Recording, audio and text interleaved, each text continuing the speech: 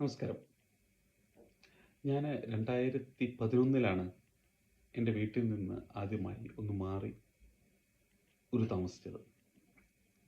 അതും ഒരു സംസ്ഥാനം തന്നെ മാറി ആദ്യമായിട്ടാണ് താമസിച്ചത്.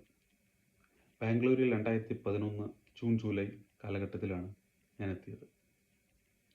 അപ്പോൾ അവിടെ ഒരു PGയിലാണ് ഞാൻ താമസിച്ചതും. വിത്ത് ഫുഡ് 4000 രൂപയായിരുന്നു. പക്ഷേ എന്തോ PGയിലെ ഫുഡ് എനിക്കധികം ഇഷ്ടപ്പെട്ടില്ല. അവരുടെ വെപ്പും വേറെ രീതിയിലായിരുന്നു. ഞാൻ വേറെ സംസ്ഥാനത്തിൽ നിന്ന് വന്നത് കൊണ്ടാണോ, അല്ലെങ്കിൽ ഞാൻ ആദ്യമായിട്ട് വീട്ടിൽ നിന്ന് മാറി നിന്നത് കൊണ്ടാണോ എന്നറിയില്ല, ഫുഡ് എനിക്ക് സത്യത്തിൽ ഇഷ്ടപ്പെട്ടില്ല.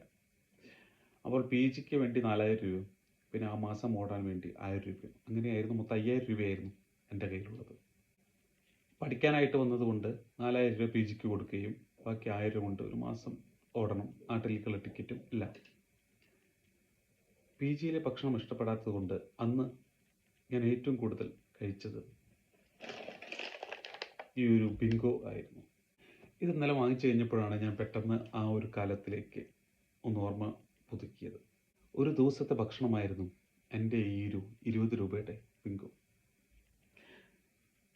ഇപ്പോൾ വിശ്വസിക്കാൻ സാധിക്കുന്നില്ല. കാരണം PGയിൽ താമസിച്ച സമയത്ത് ഭക്ഷണം അധികം കഴിക്കാൻ ബുദ്ധിമുട്ടായിരുന്നു. പഠിക്കുന്ന സമയമാണ്. അപ്പോൾ 20 രൂപയുടെ ഒരു ബിങ്കോ ഒരു ദിവസം. പിന്നെ എന്തെങ്കിലും ചായ എങ്ങനെയെങ്കിലും കുടിക്കും, അങ്ങനെയായിരുന്നു. അപ്പോൾ ഇന്നലെ ബിങ്കോ കണ്ടു കഴിഞ്ഞപ്പോൾ ഞാനത് വാങ്ങിക്കുകയും അതൊന്ന് കഴിച്ചു കഴിഞ്ഞപ്പോൾ പഴയ ആ ഒരു ഓർമ്മയിലേക്ക് ഒന്ന് റിവൈൻഡ് ചെയ്തു പോയി.